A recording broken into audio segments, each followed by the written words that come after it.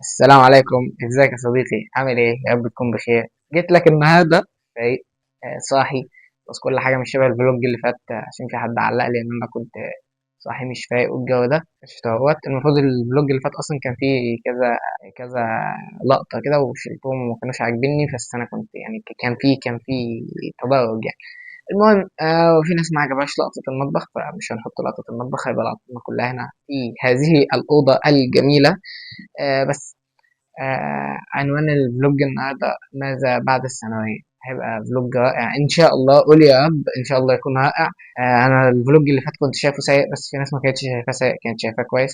أنا كنت شايفه سيء. أقوم أعمل أكل وأجي نتناقش في هذه الأمور ونقول بسم الله. رجعنا تاني أهوت. عملت برميل شاي بمعلقة سكر حلو، وده ساندوتش ونص. مش النص ليه أنا معرفش. اكمل الكالوريز تقريبا. انا خبطت الماء كده بصوت غبي عنه. المهم سندوتش ونص بيض مقلي ليه؟ دي حاجه ترجع لي انا بقى، انا حبه مقلي يا سيدي. المهم بجد بجد ماذا بعد الثانويه؟ ولا اي حاجه حرفيا، ولا اي حاجه. مش عارف اقولها لك ازاي، بس مش دي المرحله الاساسيه في حياتك زي ما انت كنت هتبقى متوقع. لازم هتسعى بعد كده. بجد بجد لازم هتسعى قوي بعد كده. لو انت عايز تبقى حاجه لازم هتسعى موت يعني كده. لأن هو شغال. لازم هتسعى موت بعد كده. احكي لك النهارده قصتي بعد تالتة ثانوي اللي محدش يعرفها لسه، ماشي؟ وهيبقى الفلوج ان شاء الله مليان حاجات حلوه. دلوقتي انا بعد لما خلصت تالتة ثانوي، طبعا النتيجه طلعت. بص، هي ما كانتش حلوه، ما كانتش وحشه، كانت حاجه كده ايه بين الاتنين، فاهم؟ بس انا كنت وقتها مش متقبل الوضع، مش حاسس ان ده مجموعي، مش دي درجاتي، حاسس ان ده ابيض. احود شويه كده وطنط، خليها فاكي كده، خليها فاكي ليا وشك للحيطه اي حاجه. المهم ما كنتش متقبل الوضع، ما كنتش متقبل اي حاجه. وانا مجموعي كان قدامي خيار. كان الخيار الاولاني ان انا اخش معهد عالي حاسبات ومعلومات قصاد البيت، حرفيا هو قصاد البيت، فاهم؟ الخيار التاني ان انا اخش تربيه رياضيه جامعه الازهر في القاهره. هل انا كنت كل شويه متردد، فاهم؟ يعني انا ادخل هنا ولا ادخل هنا، ادخل هنا ولا ادخل هنا، فاهم؟ فهي الأقدار بقى جابت كده. لو عايزني أحكي لك التفاصيل فده حوار كان كبير قوي يعني. المهم يعني في النهاية إن أنا دخلت تربية رياضية جامعة الأزهر. وأول يوم ما كنتش يعني مستريح هناك الصراحة. قعدت شوية على ما بدأت أتأقلم على الكلية يعني. بس وخدت كورسات وطورت نفسي وهكذا يعني. لحد لما بقيت هنا أنا شايف إن أنا ما عملتش أي حاجة لسه، وأنا فعلا ما عملتش أي حاجة لسه ببتدي رحلة طويلة. أيا يكن الكلية اللي كنت دخلت فيها كنت هسلك نفس المسار، فاهم؟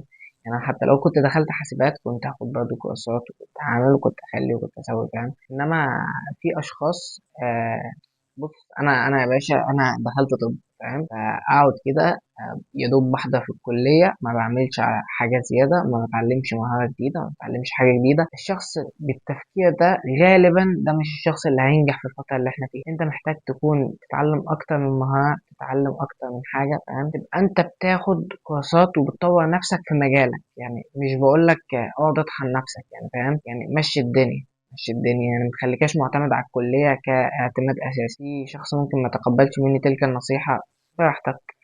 انت في قناتي وده كلامي، ودي حاجة ترجع لي، فاهم؟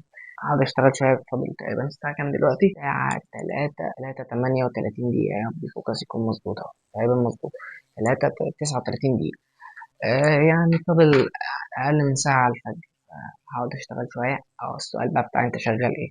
يعني ده كله ما انت شايف. طيب، شغال مدرب واخصائي تغذية، او في خصم 50% موجود دلوقتي. غالبا هيخلص على بعضه بكرة كده يعني. ممكن هيبقى آخر يوم، اليوم اللي هينزل فيه الفلوج، أو هينزل بعدها يوم كمان. بص استنى هشرح. شغال مدرب أخصائي تغذية، ده شغلانتي الأساسية، تمام؟ افتح بس البتاع ده. وشغال إيه تاني بقى؟ شغال ويب ديفلوبر، موبايل ديفلوبر، بس يعني داخل نطاق شغلي، فاهم؟ فأنت مش معنى وشغال مونتير، والله داخل نطاق شغلي يعني. أنا شغال كل حاجة تقريبا يعني. ومفيش غير في جزء البنات في لايف كوتش، وفي بنت بتتابع معاهم، لأن الاحتكاك المباشر ده مش ظريف، فاهم؟ وعند الولاد في لايف كوتش بس. هو حرفيا ده كل اللي شغال معايا. في حد تاني؟ لا، انا شغال كل حاجه. شغال ويب ديفلوبر، موبايل ديفلوبر، بصور، بمنتج، بعمل تغذيه وتمرين، بعمل كل حاجه. عندنا شويه شغل محترمين قوي النهارده، شويه شغل قد كده وايه، شاء الله اليوم النهارده يكون لذيذ مش شبه المرة اللي فاتت. المرة اللي فاتت كان مشكلة معدتي رجعت، هي لسه موجودة. هو الدكتور قال لي آكل عادي وأعمل كل حاجة عادي وأتأقلم طبيعي، وهروح له كمان أسبوع اللي هو يوم الأربعاء الجاي. إن شاء الله خير. أنا على الميزان لحد دلوقتي بخس مش بزيد. دي مشكلة كبيرة، دي مشكلة كبيرة أوي إن أنا على الميزان لحد دلوقتي بخس، بخسر سوائل كتير أوي في اليوم. وخير خير أقول إيه يعني، خير إن شاء الله. بس هظبط زاوية الكاميرا إن شاء الله المرة دي. بس حوار بقى إن هي تبين الشاشة أو كده، دي المشكلة. ممكن أعمل بلور على الشاشة شبه المرة اللي فاتت برضه كانت باينة الشاشة، كنت عامل عليها بلور. خير إن شاء الله، واليوم هيبقى لذيذ وظريف النهاردة إن شاء الله، أحسن من المرة اللي فاتت إن شاء الله. كده في القناة إن شاء الله، أو لو مش ظاهر نحاول نظبطها برضه المرة الجاية عادي يعني، كده كده اليوم طويل. بس عندنا دلوقتي المفروض هحاول أظبط يومي كده وأرتب دنيتي، وهشتغل شوية على كام برنامج كده تمرين وكام برنامج تغذية. غالبا مش هلحق أخلصهم أكملهم لما أجي من الجيم أو كده. وبس يعني خير إن شاء الله. أنا مش عارف أنا قلت كام خير إن شاء الله في الفيديو ده، شبه المرة اللي فاتت قبل المايك يكون شغال. ما في شيء أجمل من أنك تنجح، تحقق شيء شيء صعب وتحصل عليه. مرة شيء ممتع، شيء يشرح صدرك. وذاك مرة ولدي قال لي بابا يا أخي أنت كويس مرة. قلت له أنا والله يا ولدي ماني بكويس، أنا ما لقيت وقت أصير سيء. يا ولدي لو عندي وقت يمكن أصير سيء، ما أدري الله لا ما أبغى أصير في هذا الاختبار، في اختبار إني أطيح في الفراغ. الفراغ قاتل. رسالة الشباب، الفراغ سيقتلك. الفراغ بيخليك إذا جلست فراغ وحدة يا سلام. ليش الوحدة غلط؟ لأن الشيطان يتفرد، والنبي صلى الله عليه وسلم نهانا عن الوحدة. يتفرد بالإنسان فيوسوس لك الشيطان أصلا، وعندك أنت في داخلك نفس أمارة بالسوء، فصاروا اثنين عليك. وعندك هوى، شيء تحبه، رغبات وميل إلى يعني الشهوات، فهذه اجتمعت عليك.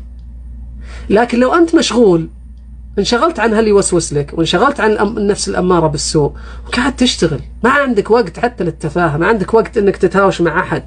شوف لما تكون انت مستعجل. عمركم شفتوا سيارة إسعاف مشغلة الونانات، وقفت كذا، وقفت شوي وقاعدة تشوف ناس يرقصون، وقفت وقاعدة تشوف شلال يصب؟ لا ما عندها وقت. سيارة الإسعاف جادة وراحي متجهة الهدف، ولذلك الناس يحترمونها، يفسحون لها الطريق. أنت لما يكون عندك هدف والله الناس يحترمونك، يفسحون لك الطريق. ياسر وينه؟ والله معلش ياسر عنده رسالة ماجستير، عنده قاعد يقرأ، والله الله يوفقها عندها دوام، والله عندها خارج دوام، عندها مشروع، عندها مدري إيش، الله يرزقها عندها عمل تعمله. فيعذرونها، حتى الناس اللي حولها يبدون يعذرونها، لأنها إنسانة جادة، إنسان جاد. مثل سيارة إسعاف كل الناس توخر عنه. وسيارة إسعاف ما عندها وقت للتفاهات والتلفت وتناظر وتتفرج، ما عندها. فأنت إذا بتصير زي سيارة الإسعاف لن تجد وقت للتفاهات. عندك مهمة تبغى تروح تحققها، تنقذ نفس، تقلل من ألم شخص، تساعد إنسان. طعم للحياة لا تتخيله. لكن إذا صار ما عندك شيء، طلع تمشى، فإن كل مثير سيستوقفك. وهذا ليش عندهم وتقعد تناظر ويروح عليك الوقت، وهذا ليش عندهم وتقعد تناظر ويروح عليك الوقت، وهذا ليش عندهم وتقعد تناظر ويروح عليك الوقت. ثم ماذا؟ نهاية اليوم مش عندك، ما في شيء، ما في شيء. يعني أنا أقول لكم الآن أنت داخل الانستغرام، يمكنك طالع أصلا من التيك توك وداخل على انستغرام ورايح. طبعا اللفة هذه التشيك على كل التطبيقات، وكأن الحياة تتوقف يعني على أناملك. شوف نفسك بعد ساعتين وانت تقلب وانت تسكر، ما في شيء، ما في شيء بنائي. ريلز هذا ليس له علاقة بهذا. شورتس هذا ليس له علاقة بهذا. مو مقطع بنائي قاعد تسمع وقاعد تبني الفكرة، لا، هذا طبخ، هذا يقمز مدري من وين، هذا يقرأ قرآن بشكل جميل، فجأة كذا واحد يتحدى كرة سلة وش قاعد يسوي عقلك؟ ايرور، ما في شيء تبنيه. وبالتالي بعد 3-4 ساعات مشاهدة ما في شيء. ما الحصيلة؟ ضياع وقت بس، ضياع وقت. طيب عشان ندري إن مرة الوضع صعب، شوف كثير من الناس لما ينتهي من تقليب جواله يوقف كذا، يوقف. فإذا جاي يتحرك حس إن يده توجعه، كان أصلا جالس غلط عليها، وحس إن عيونه، وحس إن ظهره. يا سلام، حسيتها فجأة. لا، ترى يدك لها 5 دقائق وتقول يا ابن الحلال، يا ابن الحلال، وخر، اجلس زين، يا ابن الحلال، تصايح. وكذلك نفسك قاعدة تصايح بس أنت ما تسمعها. جسدك ما سمعته. شلون تسمع نفسك؟ عقلك جالس يصايح. خلاص هدي، خلي ركز، خلي أبني، خلي أصنف، خلي أحلل. ما فيه. دوبامين، متعة، ادرينالين، مخاوف، خلط فيها الهرمونات، ثم ماذا؟ ضيقة صدر وحامة سبد وملل وشعور بعدم القيمة. تحس كل الناس مبسوطين اللي تشوفهم، وأنت اللي ما عندك شيء، مع أن النعم تحف بك من كل مكان. نسأل الله عز وجل أن يديمها. معليش، اللي فقد الشغف يعرف أن هذا الشغف القديم اللي عنده ما كان شغفه، كان شغف مقلد. احنا إذا حددنا هدف استعرناه من آخر أو قلدنا في آخر، إذا بدينا في خطوات تحقيقه ما عاد نحبه. مو بحقنا، هذا مو بيشبهنا، ما طلع من عندنا.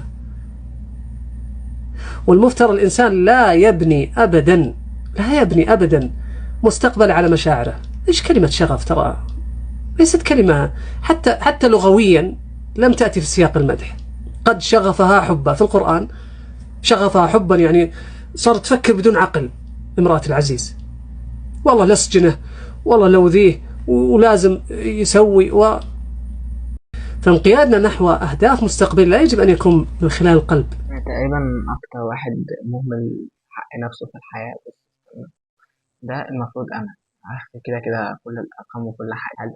بص، اشتراكي متبقي فيه قد إيه؟ 0 يوم.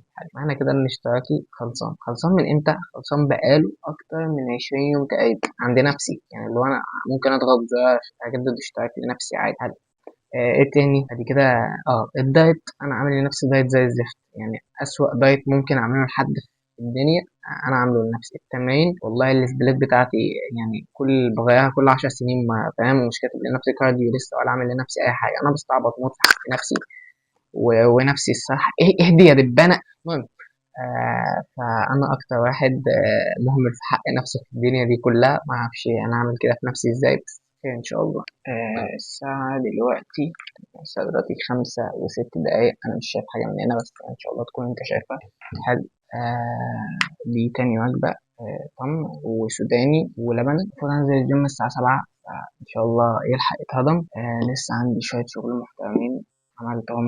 كان عندي النهاردة 3 أنظمة تمرين و2 دايت ومتابعة كده، اللي هو أظبط شوية حاجات.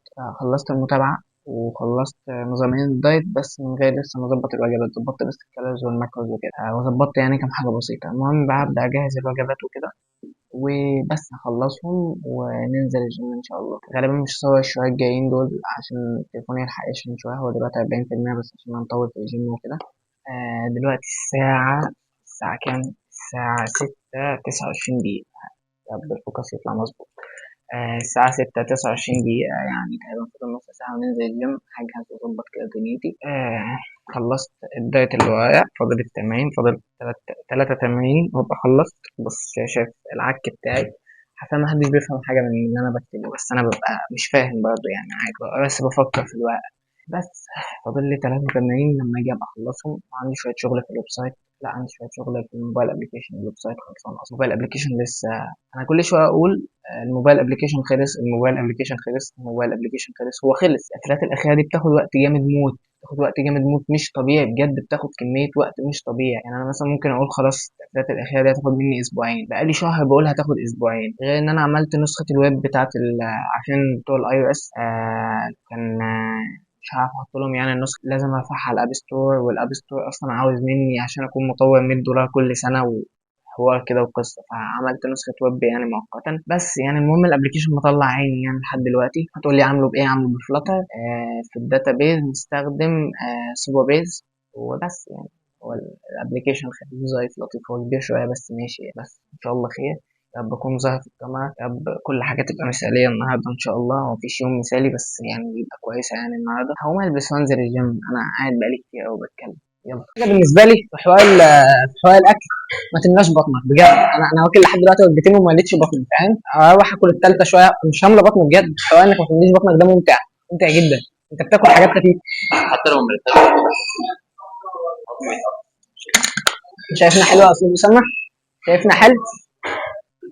اسامه بيتفرج من ورا الكاميرا، مش حابب يظهر.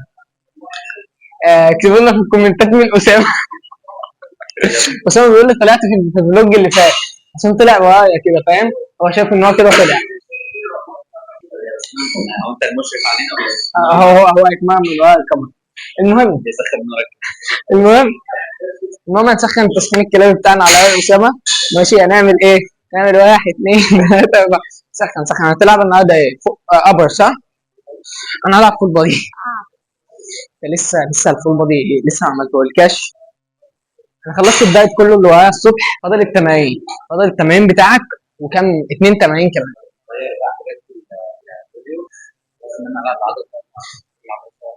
ماشي. لا هلعب بالك 3 مرات. انا بلعب دلوقتي العضله 3 مرات ان جيت يعني الاسبوع كله يعني. اه لا اسيبها المجموعتين زي ما هي. ايه؟ اه يا عم الفلوج اللي فات شافه لحد دلوقتي 60 واحد تقريبا، كلهم تابعوا نور من 60 اكونت. لا والله لا، مش انا مش من 60 اكونت ولا حاجه، في ناس حقيقيه كتير.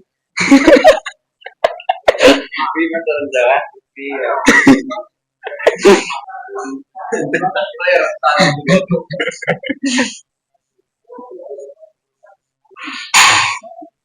المهم يا استاذ عبد الله، انا بني ادم. عايزينك تحكي لنا عن حوار ثانويه عامه بجد بجد. اتكلم ان ثانويه عامه مش اخر الدنيا، هل ثانويه عامه اخر الدنيا؟ فين المايك التاني؟ بسيط اخر الدنيا. بسيط اخر الدنيا. ان شاء الله عبد الله تحول القاهره.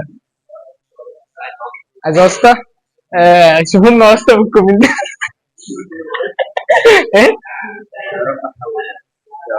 ان شاء الله تحول وتيجي عندنا الشقه عشان تتبسط. تيجي ايه؟ تيجي تهوي من الشقه. بسم الله الرحمن الرحيم ونبدا الليله. التمرين. المهم خد المايك ده، خد المايك ده وقول ايه رايك في الثانويه بتاعت العالم ولا مش بتاعت العالم؟ والله انا شايف انا شايف انه انا شايف انه هي مش اخر المطاف، هي بداية. ومش شرط ان انت تاخد تعب مجهود التعب ده في المجموع ده ما هي الا هو تحديد بس المسار، انت انه مسار. يعني انا واحد كنت مش هقول طول السنة بقى بدح وكده، جاء اوقات كتير قوي قوي كنت مكسل فيها، بس لما شديت في اخر شهرين 3 الحمد لله ربنا كرمني وجبت 83. مفيش بعد كده. اللي ما كانش في دماغي بقى ان انا رحت اسيوط. بس اهم حاجة ان الواحد لما يرضى بالنتيجة ربنا بيراضيه وبيوفقه بعد كده، وهي مش اخر الدنيا وكل حاجة بتعدي. هي هتبقى اسبوع نكد، اسبوعين زعل، مش عارف ايه، بعد كده هتبدا بقى تفوق للتنسيق والجامعات والكليه، تخش خاصه، تخش حكومي تبع الازهر. فهي دي الفكره يعني. غير كده دلوقتي ان انا عمال انفخ في المايك. عمال انفخ في المايك. المهم انه مش شرط، يعني ممكن تلاقي دلوقتي ما شاء الله معظم الناس المرتاحه ماديا لما تيجي تبص على كليتهم هم او هم خريجين ايه ملهاش دعوه بالكليه. ما شاء الله يعني خير مثال مدرسين الثانويه العامه، دول كانوا خريجين تربيه اصلا، فالتربيه من زمان كانت مثلا بتوصل 90 كده. التربيه ترجع تاني مش عملوا فيها ايه عندنا في الجامعه؟ ليه؟ التربيه بجد بيدخلوا مسابقات المدرب فصل في وش والله العظيم المدرجات عندهم جامده، يعني يعتبر بقت اجمد كليه تربيه؟ بقت اجمد كليه في الجامعه كلها بجد.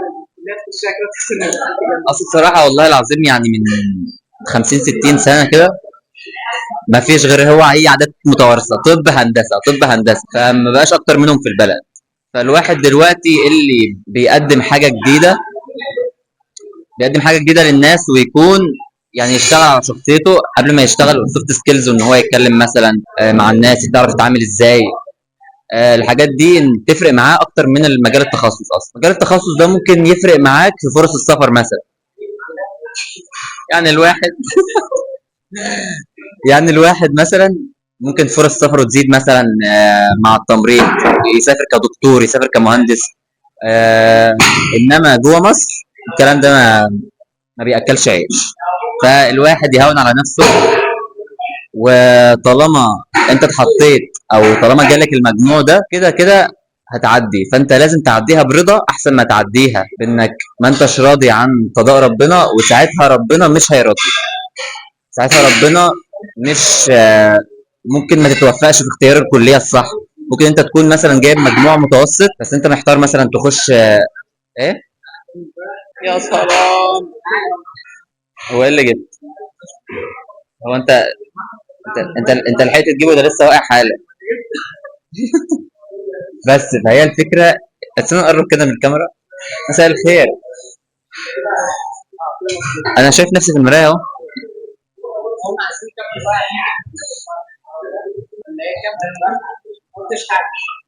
ماشي، هنكمل واحنا بنتمرن. السلام عليكم. انا تقريبا كده المايك داخل في زوري. طب ماشي يا استاذ عبد الله استنى ال عادي بقى صوتك طالع هنا عادي. ركز يا اسامه، ممكن وقفنا فين؟ كنت بتقول ان الفلوس مش كل حاجه، ان الفلوس كل حاجه طبعا. المجموع مش كل حاجه. ايوه المجموع مش كل حاجه طبعا. انا هي الفكره في ان هي كده كده هتعدي، كده كده هتعدي، وده واقع وده قدر. والزعل مش هيجيب حاجه. هو طبيعي ان الانسان يزعل في الاول، بس لازم الموضوع ما يخلصش غير وانت معديه برضا، عشان ربنا يرضيك وينور طريقك بعد كده في اختيار الكليه، في اختيار المكان اللي انت هتروحه. يعني انا مثلا ما كنتش اتوقع ان انا اروح اسيوط خالص. قلت هدخل تجاره انجليزي القاهره وخلاص، مش هروح علوم اسيوط وبتاع. بس الواحد ما كنتش بقى قابل ان انا اسافر 10 ساعات كده، 10 ساعات رايح و10 ساعات جاي. بس الواحد الحمد لله ان ربنا رزقه الصبر والرضا بالمجموع. طبعا زعلت في الاول وكده، انا خدت يوم زعل، يوم واحد اللي زعلت فيه. ف... فهو الواحد المفروض يعديه برضا، عشان بعد كده دي بدايه الطريق لسه، حرفيا بدايه الطريق. في ناس كتير دخلوا كليه قمه وما مشوش فيها، مع انهم يعني ناس تعرف تذاكر ازاي، تمشي في اي كليه. بس الفكره في حته التوفيق مش هتاخدها، يعني ربنا مش هيرزقك التوفيق بالاجتهاد بس. لو انت مجتهد، لو انت اجتهدت بس اظهرت ان انت مش راضي عن المجموع، او ان انت كاعتراض على قضاء ربنا، فربنا مش هيوفقك بعد كده. فهي دي الفكره بس. السلام عليكم. اديك الخلاصه بجد. هي فعلا فلوس كل حاجه. الواحد يشتغل عشان فلوس. تاني حاجه، انت هتطلع من ثالثه ثانوي ومش هتتعلم غير انك تلتزم بالحاجه بس، مش اكتر. انك هتطلع انت طول السنه انت كنت شخص ملتزم بدراستك، بعد كده تتعلم انك تلتزم في بقيه حياتك مش اكتر. غير كده والله مش هتتعلم اي حاجه زياده ولا اي حاجه. وكل اللي انت بتدرسه هتدرسه تاني في الكليه، وحاجات مش هتدرسها خالص وهتنساها ولا كأن اي حاجه حصلت. غالبا اصلا انت فاكر حاجه من منهج ثالثه ثانوي؟ خدته تاني في الكليه صح؟ حاجات بس خالص. وبتاخد حاجات زياده. يعني احنا عندنا في الكليه خدنا منهج الاحياء كله في محاضرتين. ايه النهارده ان شاء الله بخش على صفحه 60 وفي الكورس احنا خلصنا الاناتومي في 3 محاضرات تقريبا. فاللي هو يخرب بيت كده يا جدعان.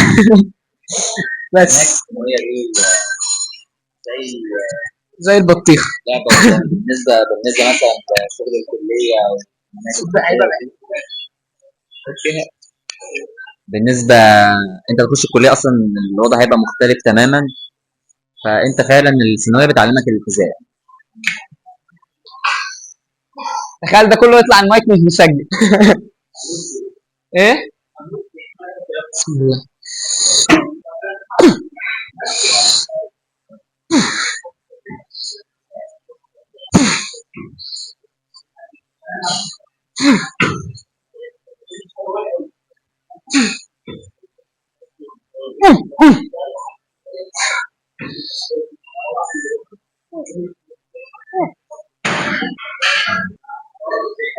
انا على فكره بصور نفس تمرينة المره اللي فاتت. نفس الفلوج اللي فات كانت نفس التمرينه. كان نفسي تبقى تمرينه مختلفه. لو كنت اخدت بالي كان زمان لعبت التمرينه الثانيه مكان التمرينه دي. استاذ عبد الله باشا عامل ايه؟ الحمد لله. بفكر ادخل ب 170 باوند. انا كنت جايب المره اللي فاتت ب 150. اسمه ده 7 عدات.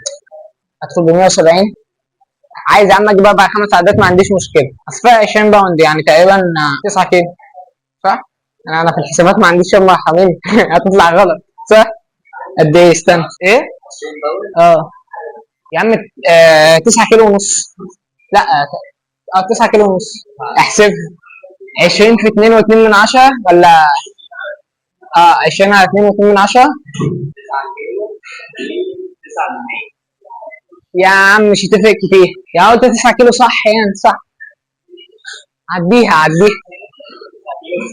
على فكره افتح كده الابلكيشن كده الصفحه الرئيسيه باعت لك فورم اهو شايف استبيان اهو. الازرق ده اهو بعته لك وقلت لك يا عبد الله ملهولي.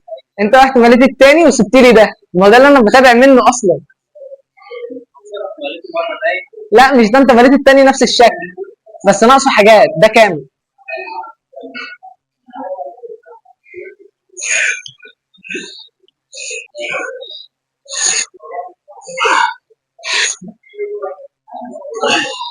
ايه؟ ايوه.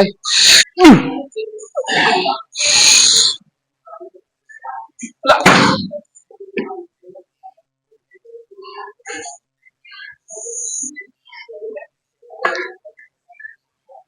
اسامه واقف مش عايز يطلع في الكاميرا. لماذا تكره الكاميرا يا اسامه؟ احكي تجربتك في الثانويه الازهريه من وراء حجاب. ايه؟ شيت الدمبل ايوه دمبل. ايوه عمال سيتد قدامك سيتد دمبل لا ايه؟ يعني قاعد.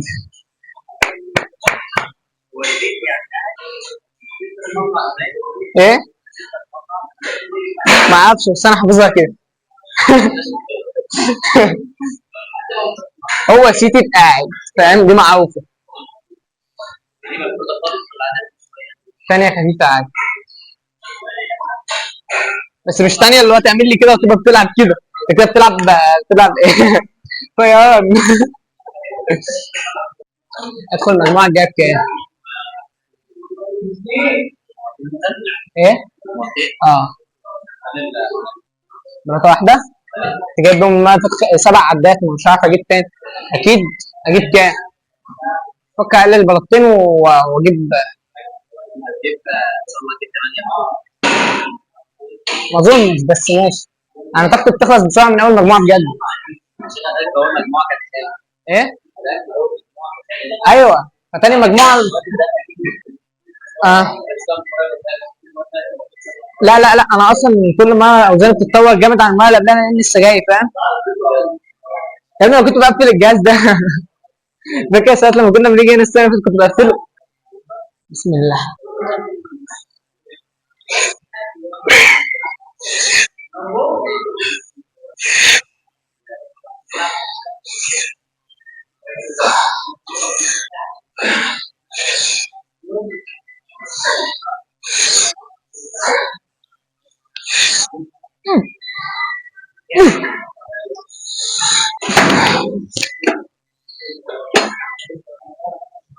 المهم اسامه على فكره، اسامه بيتطور جامد بجد.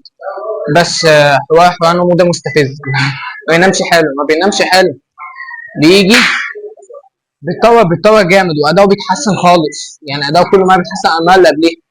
على الليد بول داون ما شاء الله اداؤه بقى اسطوره. اداؤه كانه بيتمرن بقاله 5 6 شهور، يعني انه ثالث مره تقريبا يعني. ايه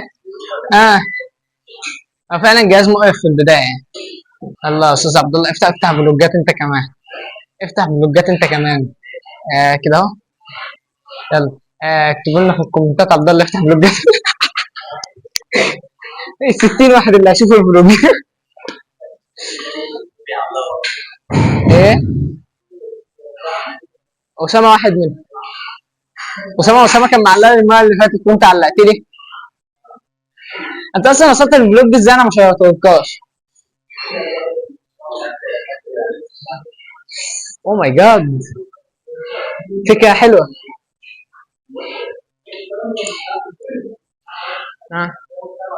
ايه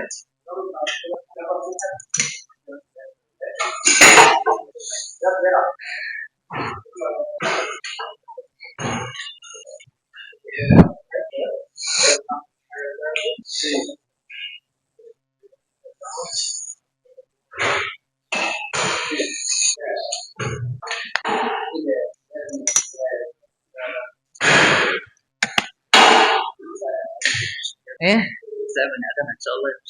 ان شاء الله يخش الجنه. 20 باوند. كابتن شريف هيزعل. 1 2 امسك 1 2. دي 9 كيلو وشويه، نفس اللي هناك 9 كيلو ومش عارف كام. حسبتهم كانوا 9 كيلو 9 من 10 باين 9 من 100. ايه 9 واحنا لو عملناها نعم ده هيبدأ في دماغ اسامه وغير. شغال. فين التليفون التاني؟ Where's my phone؟ تليفوني فين؟ هناك. ايه؟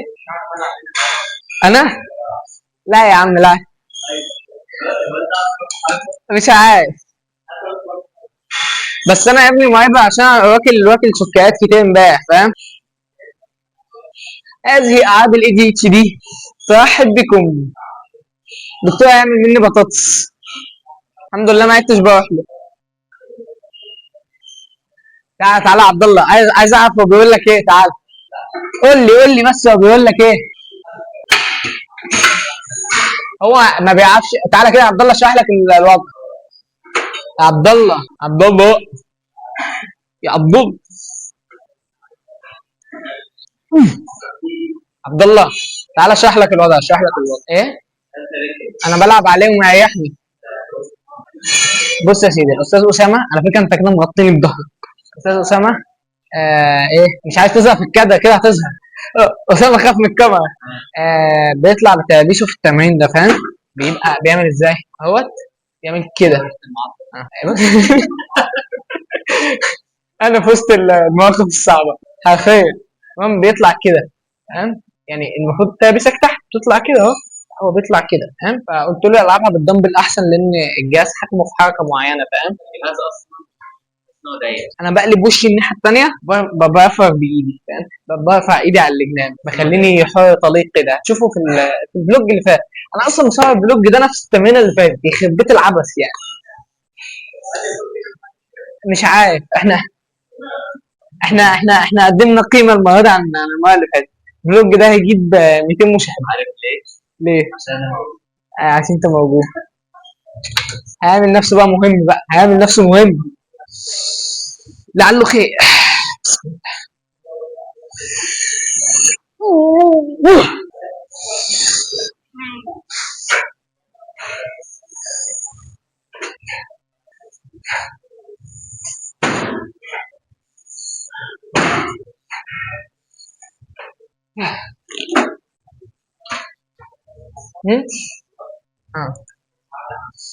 جميل الجهاز ده.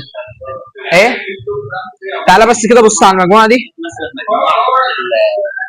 مجموعه من الكلاينتس بتوع السيستم عشان تعرف ان باقي الكلاينتس اللي معاك كده. كده صور لي مجموعه وتحطها. ماشي يا عم، ما عنديش مشكلة. كده كده في خصم 50%، كله هيشتغل. اخ، الحد يعني اشوف الفلوج ان شاء الله اشوفه 200 واحد. مش عارف، انا 200 ده بيحسسني ان انا بقول رقم. اللايف زمان كان بيبقى في اكتر من كده بكتير. بس الدنيا ما بتديش كل حاجة. بسم الله.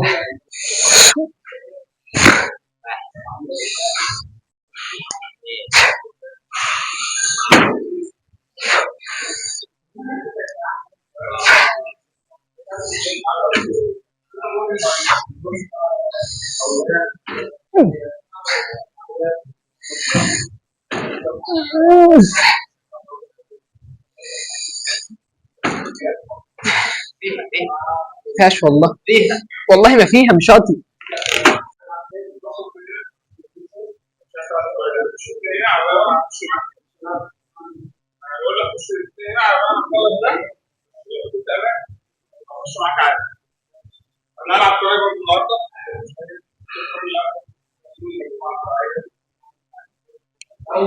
يا سلام.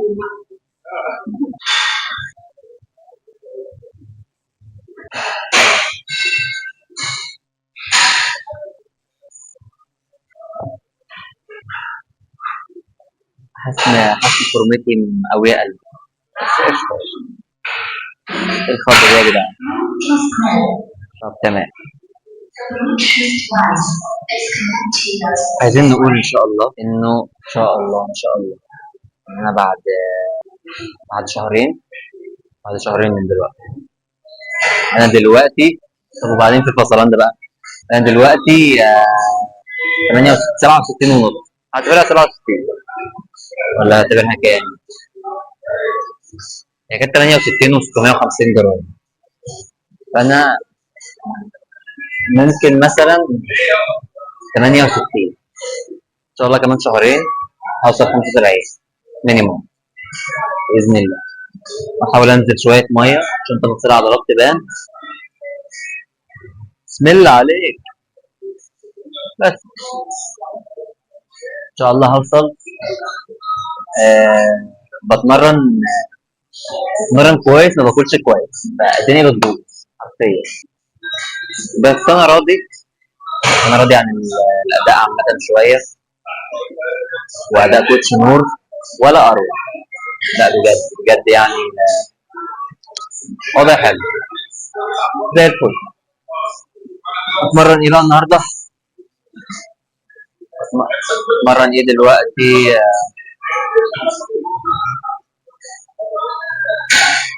نشوف الجدول. تقريبا تراي، لا ماشين شولدر بريس. هروح اتمرنها زي الفل. هما لازم تقريبا كل يوم الساعة 10 يشغلوا أغاني. تقريبا دي قاعدة أساسية.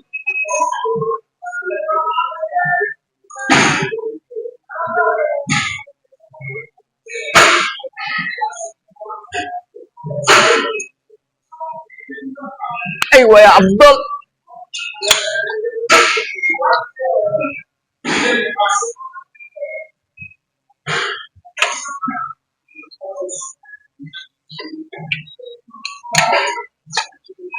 تقريبا اصلا المساحه هتخلص دلوقتي، واقعد سنه انقل في البتاع واظبط في البتاع.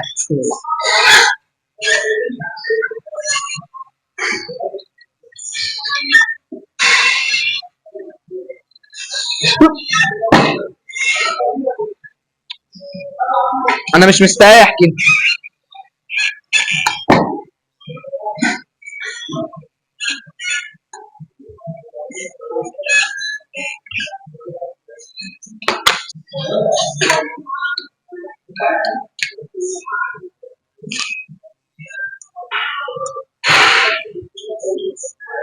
الله يا استاذ عبد الله، تعالى نقعد نتكلم نتحدث.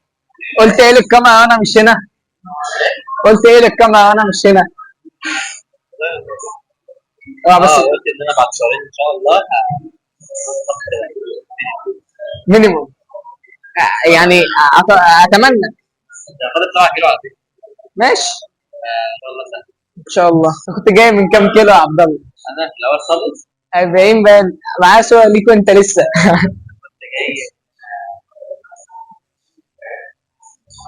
جاي من 51. سنه هجيب بقى 51 على 180 سم. انت دلوقتي 188. عارف انا فاكر ليه؟ عشان لسه عامل لك دايت الصبح. على 66 كيلو. بتاع 66. انا هاخد دلوقتي هو 68 يا عبد الله بالاكل.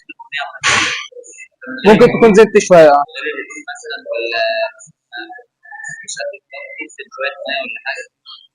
ما اتوقعش مفيش اكل دي. اتوقع صعب. كده كده هنحسب تاني. بسيط. هم كده ما فضلش كتير صح؟ ان شاء الله ما فضلش كتير. على 75. انا في السواقه القديمه اعمل كده وكده استنى نعمل كده وكده. انا اصلا حاسس ايدي طالعه بقى كده بس ماشي. وايه وانا نازل سواقه القديمه. انا معايا ليا صوره ادفانتج المطار. يا ابني ما انا معايا صوره ليك واحنا لسه في بريمي. معايا صوره ليك وانت ما شاء الله بالتليفون اللي ايام ما كان معايا لسه اللي اسمه ايه ده. لا يا عم السامسونج اللي هو الجراند برايم برو اللي كانت كاميرته حلوه صغنون ده. هو مشكلته والله كانت البطاريه بس هو كان تليفون جامد. ده اللي والله انت بتتطور انت اللي ما انتش حاسس بس. والله بسم الله.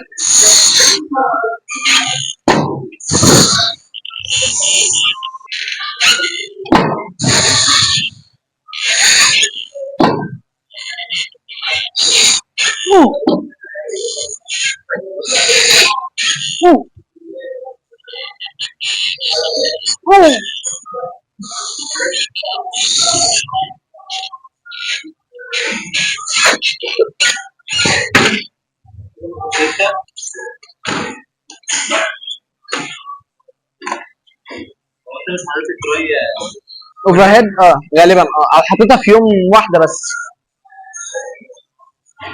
نلعب اتنين شرايط دلوقتي. دمبل هامر كيرف نزل الدمبل. معلش استحملني.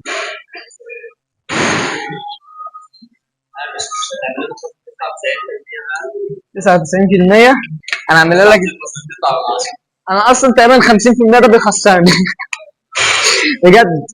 بص في الاشتراكات الداتابيز الدنيا ضايعه. بجد لو كملت بال 50% ده كمان 3 4 ايام وكده اهوت يعني كده اهو خالص. هبقى مفلس انا باخد فلوس على الفاضي.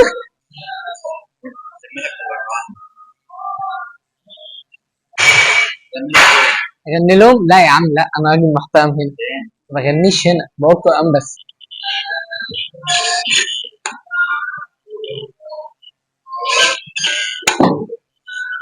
وزن خفيف.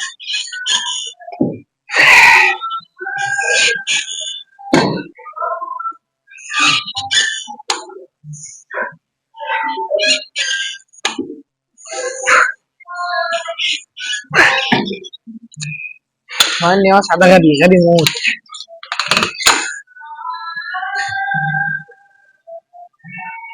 كيرش ماشين على اسم ماشين كرانش. انا احنا مسحهم بقى وسايب الاوتبوت في الاخر وخلاص. لان انا ما عنديش كده مساحه احط ده اصلا.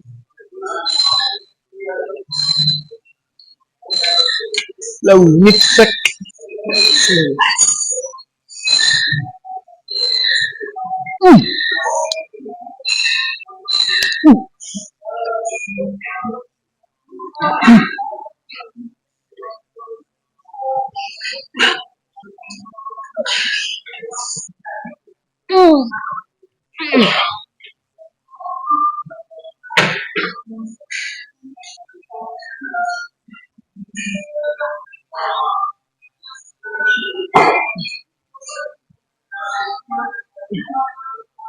حرفيا انا فاضل لي نص التمرينه.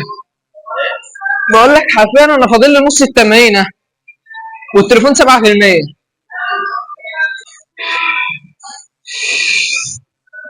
دي خفيفه، خد بالك المجموعه دي المجموعه الثانيه.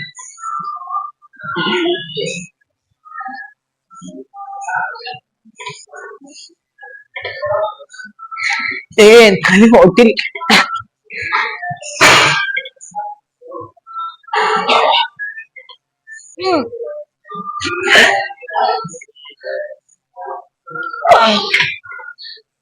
فاضل واحده، انا عايز اجيب كمان واحده.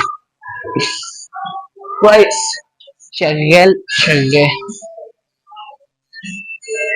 انا عايز العب ديد ليفت، نفسي العب ديد ليفت، بيج ليفت. تعرف ان انا في الكليه المعاه اللي امتحن فيها الديد ليفت؟ عشان اتقبل في الكليه المعاه اللي امتحن فيها الديد ليفت. والله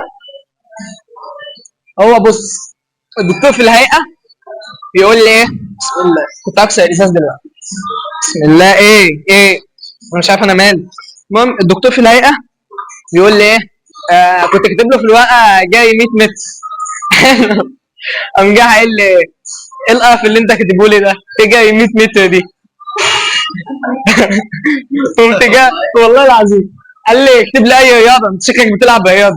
قلت له اسمه ايه ده، قوم بس كده، قوم اسخن. المهم اسخن من العب.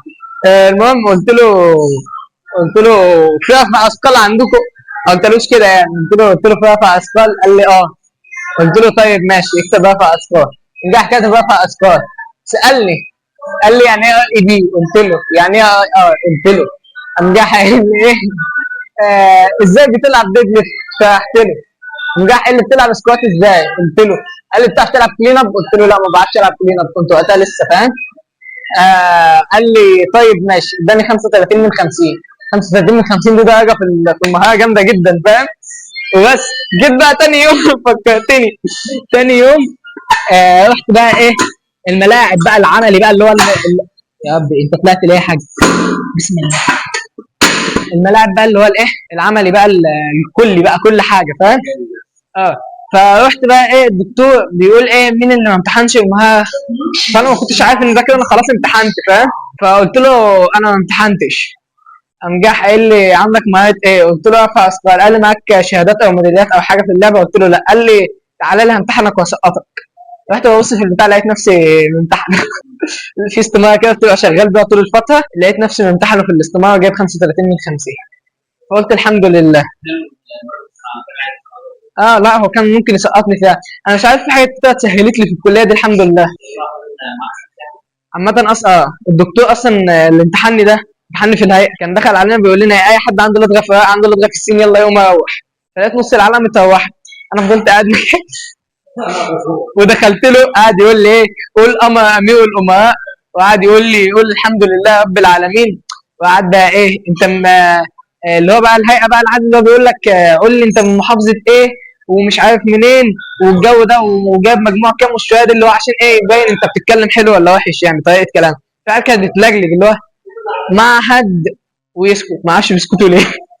بجد كانوا بيسكتوا بقى. الواد اللي جنبي كنت هموت واقول له يا ابني خلاك تعيد 5 مرات اتكلم قول اي حاجه. هو بيجي يقول مع حد ويسكت، يقول اسمه يقول اول اسم من اسمه، لا اول اسم من اسمه ويسكت. يقول له قول اسمك يقول محمد ويسكت. يا ابني انت بكمل يا ابني كده مش عارف. لا ما هو بيقول له قول اسمك ثلاثي قول كذا كذا المفروض تقوله ورا بعضه فاهم، عشان هو يشوف طريقه كلامك يشوف انت كده يعني حاجه زي كده. مش عارف والله ايه هدفه من الموضوع بس كانت اختبارات كتير يعني. بسم الله.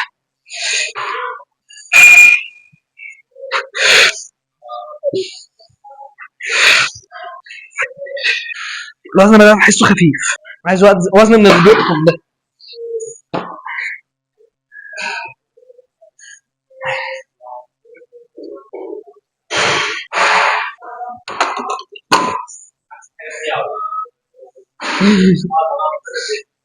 المهم ان انا في التقديم بتاع الكليه ده كان في حاجات جميله جدا حصلت انا مش عارف يعدت ازاي، بس الحمد لله ايه. وفي الترم الاول الدكتور بتاع التمرينات وهو بيمتحني بيقول لي نادي على الوضع ده، فقلت له على قلت له على الظهر والكود. قام جه قال لي انت دخلت الكليه دي ازاي؟ واسطتك مين؟ قلت له مفيش والله يا دكتور انا عادي يعني. قام جه قال لي لا لو قلت له واسطتك هديك درجه حلوه في الماده. قلت له والله مفيش واسطه، مش عارف اداني جيد في الماده حاجه زي كده. مش عارف اداني في العمل ايه، بس انا جبت كتقدير كلي جيد، فاهم؟ مش عارف.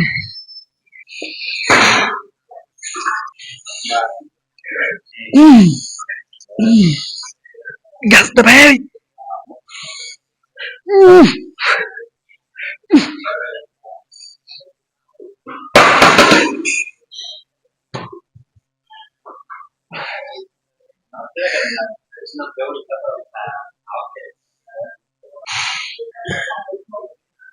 بعد بكره. تعال تعال كما ارحب بيك. اهلا اهلا اهلا بيك، شركه دمبس بتحييك. ايه؟ ماشي. انا وانت واقف خلاص.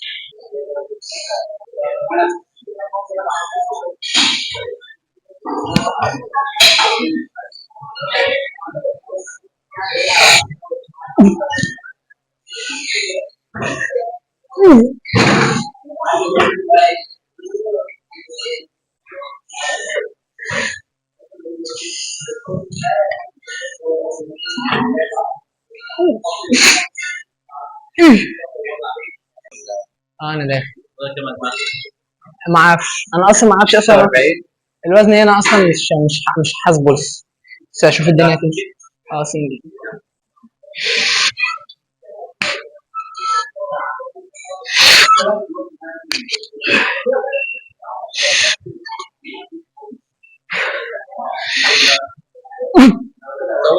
اه 4 مش عاجبينك؟ هتعرف تزود التمرين الجايه؟ عارف ازود.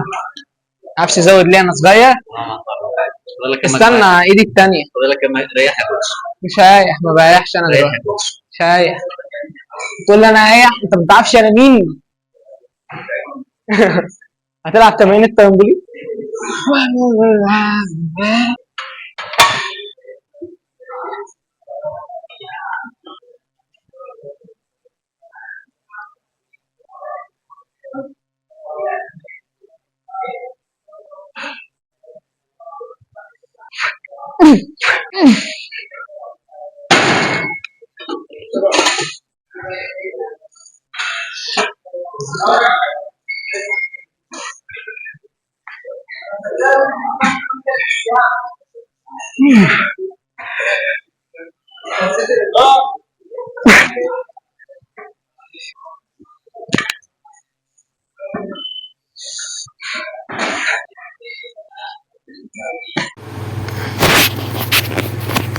ده بعد الجيم، بس الكاميرا فصلت، التليفون فصل، فبصور التليفون على الشاحن، فممكن الصوت ما يكونش احسن حاجة، ومفيش بقى تايبود ولا غيره. المهم دي وجبة فيها كوباية لبن 6 تمرات، بس الساعة دلوقتي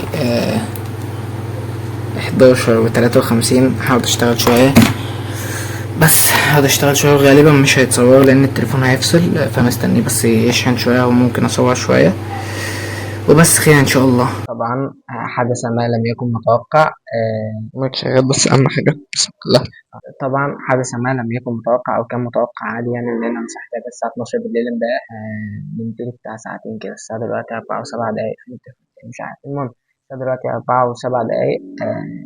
نمت شويه. انا كنت قعدت اشتغلت شويه، بعد كده نمت شويه. دي الوجبه اللي بعدها حاسس نفسي هزنق نفسي اصلا النهارده. ادي سندوتش ونص بيض وكوبايه شاي طبعا ده اساس. بس هكمل شغل، وعندي شوية شغل في الويب سايت. ما حدش يسألني قلب وشي دلوقتي ليه بجد، أنا معرفش. أنا بصحى من النوم قلب وشي، ده طبيعي يعني. أنا بصحى من النوم فرحان دي قليلة. بس هي إن شاء الله هكمل وهنشوف هنعمل إيه الفترة الجاية. يعني الفترة إيه نعمل إيه الشوية الجايين دول يعني إن شاء الله. عارف مش حاسس إن أنا جاي نفسي أشتغل على سبليتات التمارين دلوقتي. هشتغل شوية برمجة في الأبليكيشن وبس. يعني خير إن شاء الله. ممكن أكمل سبليت أو 2 آخر اليوم، وأسيب واحد لبكرة مثلا، يبقى أتقل واحد فيهم لبكرة.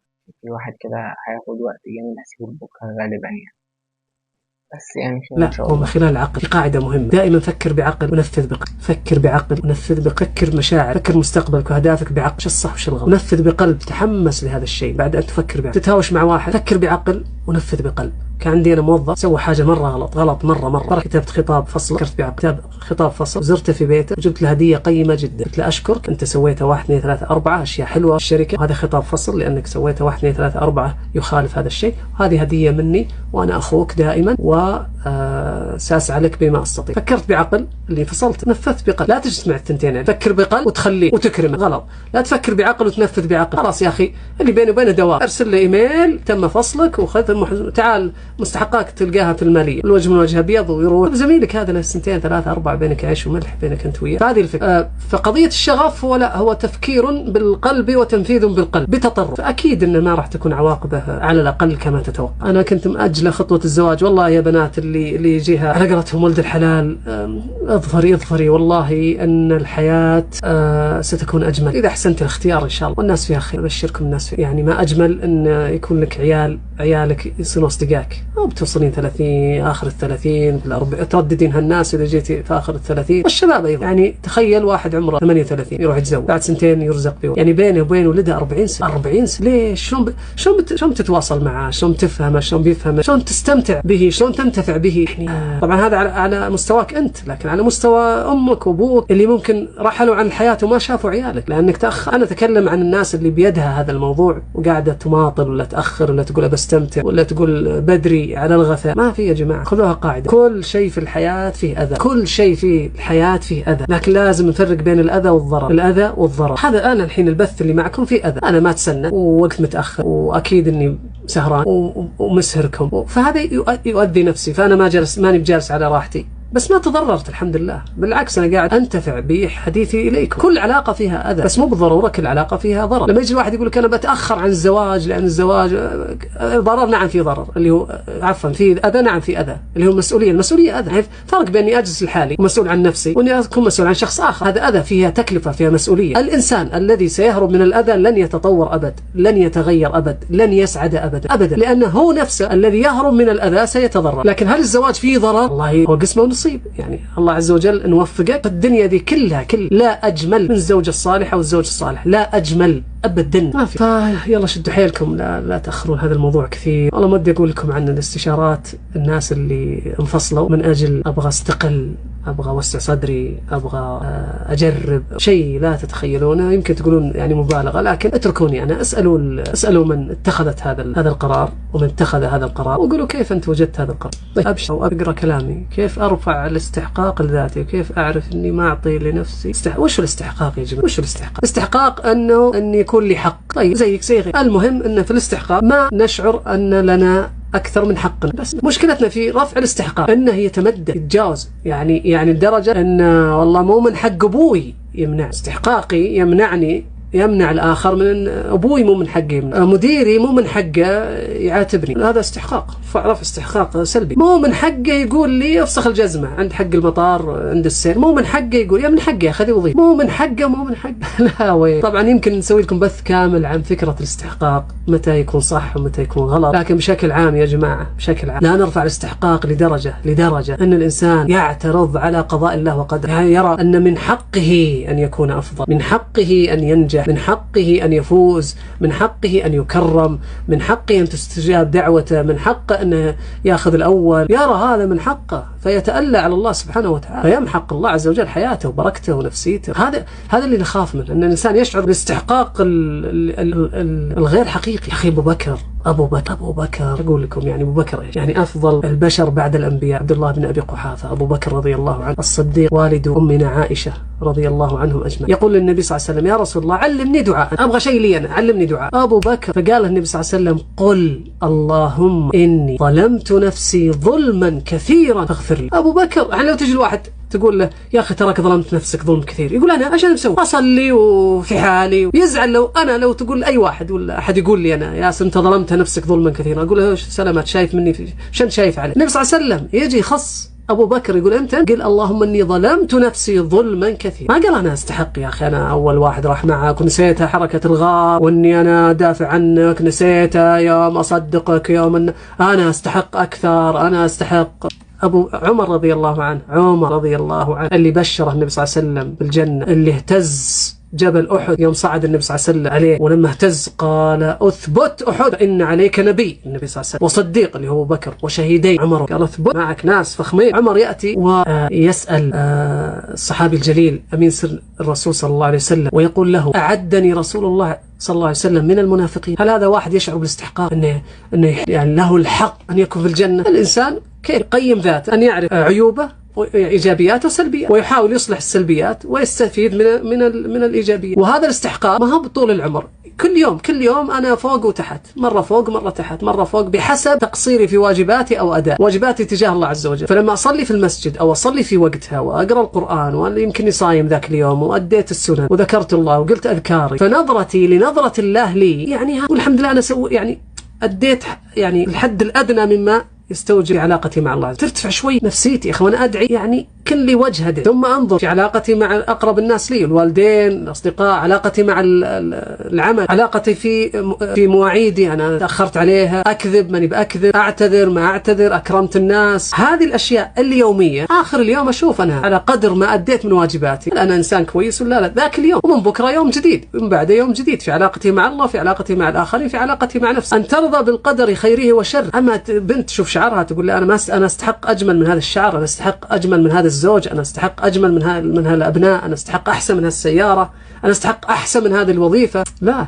ولذلك جيل زد يعني المواليد من 2015 وجيل واي قبلهم من مواليد 2000 من 97 و2003 وفوق، إذا جاء الوظائف خاصة آخر جيل إكس يعني إذا جاء الوظائف فإنه يريد أن تعطيه راتب كما يظن أنه قادر عليه وليس كما هو قادر عليه. يعني 7 دقيقتين حلو.